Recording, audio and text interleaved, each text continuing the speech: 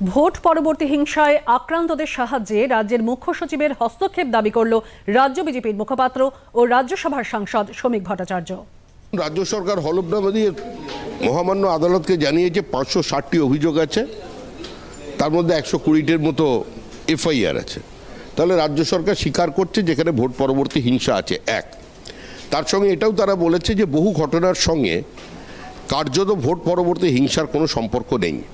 কিন্তু বিষয়টা হচ্ছে ভোট পরবর্তী হিংসার কথা পুলিশকে বলতে গেলে, থানায় বলতে গেলে পুলিশ তো কোনো এফআইআর লজ করছে না, পুলিশ তো কমপ্লেন নিচ্ছে না। পুলিশ উল্টে অভিযোগকারীকে বলছে যে আপনাকে যদি আমি ডায়েরি নেই তাহলে আপনার নিরাপত্তা বিঘ্নিত হবে এবং তখন আপনাকে প্রোটেকশন দেওয়ার ক্ষমতা আমাদের থাকবে না, আপনি বাড়ি ফিরে যান। তো পুলিশ যেখানে অভিযোগই দায়ের করছে না, পুলিশই যেখানে তৃণমূল কংগ্রেসের হুডলুমসদের সঙ্গে নিয়ে অন্যের বাড়িতে আক্রমণ করছে, তো সেখানে অভিযোগের প্রশ্ন কোথা থেকে আসছে? আমাদের বক্তব্য হচ্ছে যে তৃণমূল কংগ্রেস কার্যত একটা রাজনৈতিক দলের মতো ব্যবহার করছে না। তৃণমূল কংগ্রেস একটা অসহিষ্ণু প্রতিহিংসাপরায়ণ রাজনৈতিক দল, কিন্তু এক্ষেত্রে সিএসের একটা ন্যূনতম ভূমিকা থাকা দরকার।